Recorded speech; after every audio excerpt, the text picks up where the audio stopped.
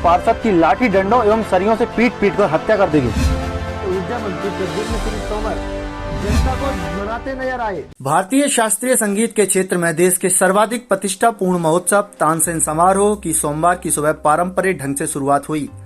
यहां हजीरा स्थित तानसेन समाधि स्थल पर शहनाई वादन, हरि कथा, मिलाद, चादर पोशी और कव्वाली गायन हुआ। सुर सम्राट तानसेन की स्मृति में आयोजित होने वाले तानसेन समारोह का यह साल 98वां वर्ष है। तानसेन समारोह का औपचारिक शुभारंभ एवं तानसेन अलंकरण समारोह शाम को हजीरा स्थित तानसेन समाधि परिसर में चैन्ना केशव मंदिर बेलूर की थीम पर बने भव्य एवं आकर्षक मंच पर होगा। यहीं मंच पर आसीन होकर देश और दुनिया के शीर्षस्थ साधक सुर सम्राट तानसेन को स्वरांजलि अर्पित करेंगे। सोमवार की प्रातः वेला में तानसेन समाधि स्थल पर परंपरागत ढंग से उस्ताद मजीद खां एवं साथियों ने राग में शहनाई वादन किया। इसके बाद ढोली बुआ महाराज नाथपंथी संत श्री सच्चिदानंद नाथ जी ने संगीतमय आध्यात्मिक प्रवचन देते हुए ईश्वर और मनुष्य के रिश्तों को उजागर किया।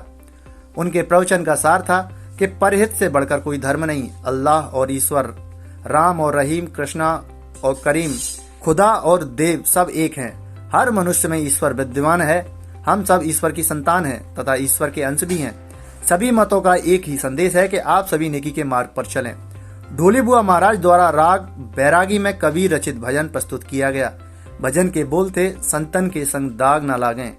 उन्होंने प्रिय भजन रघुपति राघव राजा राम पतित पावन सीताराम का भी गायन किया। ये है हारमोनियम है ना, तो मालूम हुआ कि अब आवाज तो थी लेकिन साथ न था। थोड़ी याद आई कि मैंने महात्मा से वादा किया है, चलो। आपने कहा भाई तू तो भूल गई थी, कहले हाँ। तो आपने फिर जबान पे उनके कुछ लगाया, तो वो आवाज खुली जिसमें सात सुर की आवाज थी। अभी ये मुकम्मल न थे, अभी तानसेन बाबा मुकम्मल न थे। तो आपने क्या किया, आपने मतलब मथुरा के बाबा से संपर्क किया। आज हम ये देखते हैं कि हमें हमारे जेब में टेलीफोन है, मोबाइल है, हमने टेलीफोन नंबर मिलाए तो अमेरिका बात हो रही है।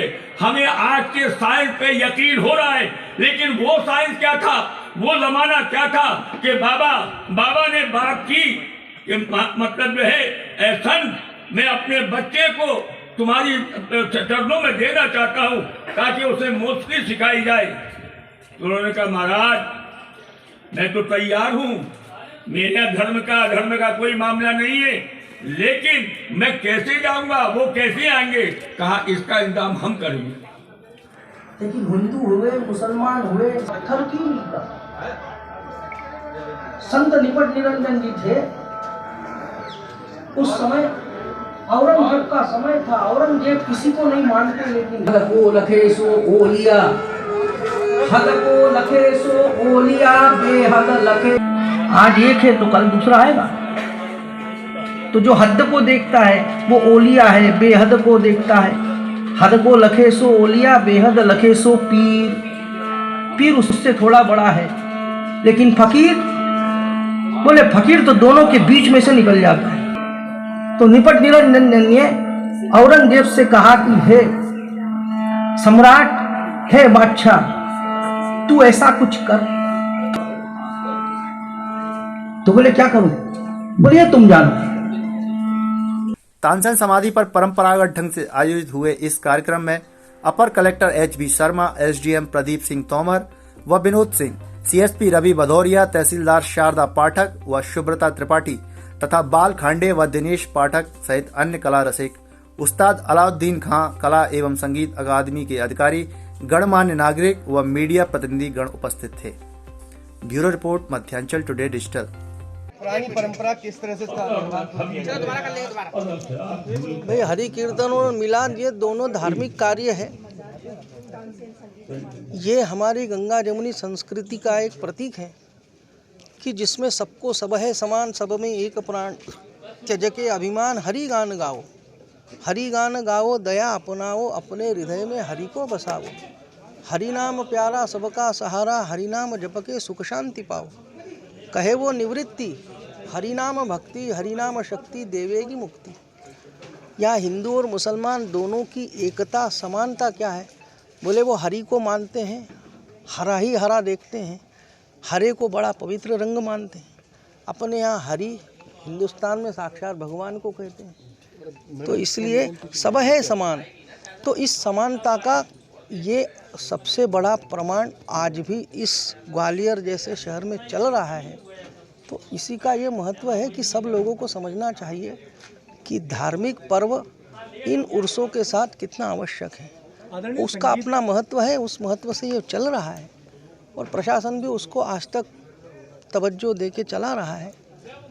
तो सबको संगीत को जकड़ा जा रहा है। जो आप एक पिक्चर आई थी पठान, उसके अंदर उस गाने को लेकर बड़ा विवाद चल रहा है, केसरी रंग को लेकर, आप उसको लेकर क्या कहेंगे कि संगीत से आप भी जुड़े हुए हैं? भाई हम तो ये चाहते हैं कि जो आजकल संगीत का एक वो विकृतियाँ जो पैदा हो गई, वो विकृति क्या है कि भाई आजकल ये फ्यूज़न है, मिश्रण है, ये जो चल रहा है। पहले जो राग गायन था, शास्त्र सम्मत गायन था, उसमें नियम तगड़े थे। किसी भी चीज़ को नियम से अगर रहो तो उस चीज़ का जो एक सार है उसका तेज कुछ अलग होता है। और आज केवल व्यवसायित्मिका दृष्टि से होने से कुछ तो भी कर रहे हैं, जगत में चल रहा है, लेकिन संगीत में ग्लैमर नहीं है। संगीत में तो शुद्ध सात्विकता है। अगर शुद्ध सात्विकता हमारी अगर बराबर उसमें अंदर चलती रहे तो हमारा संगीत आज भी वही प्रभावीकरण है जो तानसेन बाबा के पास था। लेकिन सब विषयिक संगीत होने से सब लोग उसकी तरफ भागते हैं। तानसेन जी का विदेशियों से क्या संबंध था कि यहाँ विदेशी सभाएं होती है? तानसेन जी का विदेशियों से कोई ये नहीं था। हमारा जो भारतीय संगीत है, हिंदुस्तानी संगीत में ही वो रहे। लेकिन आज विदेशों में हमारे सुर पहुँचे तो उनकी जो आत्मा थी उन्होंने समझी, इसलिए वो यहाँ आकर्षित हुए। लेकिन विदेशियों का जो अपना एक जैसे यूनान का संगीत था, ये था, सब संगीत तो सब जगह है, लेकिन पद्धतियाँ अलग अलग हैं। लेकिन संगीत के जो सुर हैं वो कहीं भी चले जाओ वो साथ ही रहेंगे। किस तरह से आपने हरिकथा मिलाद को सुना है? इससे पहले कभी कुछ सुना है या पहली बार? नहीं, अक्सर मैं यहाँ आती हूँ और ये जो पहले 3 दिन का उर्स हुआ करता था तानसेन जी का, और अब लगभग 6 दिन का इसे कर दिया गया है। गमक से शुरू होता है और बेहट में ख़त्म होता है। बल्कि बेहट में जिस दिन ख़त्म होता है उस दिन शाम को भी गुजरी महल में एक कार्यक्रम होता है। तो ये कार्यक्रम हमारे शहर के लिए तो बहुत गौरव की बात है। और ये जिस तरह से शुरुआत होती है हरिकथा और मिलाद से, लगभग 100 सालों की परंपरा है। हरिकथा और मिलाद दोनों सुन के इतना सुकून मिलता है कि ये कहें कि ये गंगो जमनी संस्कृति जो हमारे हिंदुस्तान की है, ये उसका बहुत बड़ा उदाहरण है। हिंदुस्तान में क्या, कहीं भी विश्व में ऐसा कोई भी कार्यक्रम नहीं होता जहां इस तरह से गंगो जमनी तहजीब को साथ लेके चला जाता हो, हर धर्म को साथ में लेके चला जाता हो। क्योंकि उपासक जो संगीत के हैं वो हिंदू धर्म के भी हैं और मुस्लिम धर्म के भी हैं। और ये जो हरिकथा और मिलाद दोनों होती है, उसके बाद कव्वाली भी होती है, इन सब में एक ही बात मुख्य रूप से देखने में आती है कि ये सब एक ही बात कह रहे हैं, यानी ईश्वर तक पहुंचने का जो रास्ता है वो एक ही है। हम चाहे किसी भी रास्ते से जाएं, तो चाहे ढोली बुआ महाराज ने कही हो बात या सजादा नशीन कह रहे हों, एक ही बात है कि सुर और ताल यदि साथ में रहेंगे तो ईश्वर तक पहुंचने का रास्ता संगीत से ही होके गुजरेगा। तानसेन समारोह की अपनी अक्षुण परंपराएं हैं। वर्ष 1924 में सुर सम्राट तानसेन की याद में जो उर्स शुरू हुआ था उसी ने अब तानसेन समारोह का रूप ले लिया है। सन 1924 में भी शहनाई वादन हुआ था, ढोली बुआ महाराज की हरिकथा हुई थी। उसके बाद मुस्लिम धर्म से वाबस्ता फ़कीर द्वारा मिलाद शरीफ की तकरीर पढ़ी गई थी। वो परंपराएं आज भी कायम हैं। उसी परंपरा का पालन करते हुए आज सुबह जो इस साल के विश्व संगीत समागम तानसेन समारोह की शुरुआत हुई है और समारोह का औपचारिक शुभारंभ आज सायंकाल जो बगल में आप जो देख रहे होंगे, अभी देख के आए होंगे, दक्षिण भारत के चेन्ना केशव मंदिर की थीम पर विशाल भव्य एवं आकर्षक जो मंच बनाया गया है उस पर औपचारिक शुभारंभ होगा। और इस साल का राष्ट्रीय तानसेन अलंकरण भी प्रदान किया जाएगा। इसी मंच पर बैठकर ब्रह्मनाथ के शीर्ष साधक सुर सम्राट को श्रद्धांजलि अर्पित करेंगे। तो इस साल के तानसेन संगीत समारोह में कुल 10 संगीत सभाएँ होने जा रही हैं। उनमें से 7 सभाएँ इसी मंच पर और एक सभा सुर सम्राट तानसेन की जन्मस्थली बेहट में झिलमिल नदी के किनारे सजेगी और अंतिम सभा का आयोजन महान कला पोषक राजा मानसिंह तोमर द्वारा बनवाए गए गुजरी महल परिसर में सजेगी, जो पूरी तरह महिलाओं पर केंद्रित होगी। अगर आपको हमारे वीडियो पसंद आ रहे हैं तो चैनल को सब्सक्राइब करके घंटे के बटन को दबा दीजिए ताकि आप तक सारी खबरें समय से पहुंच सकें। धन्यवाद।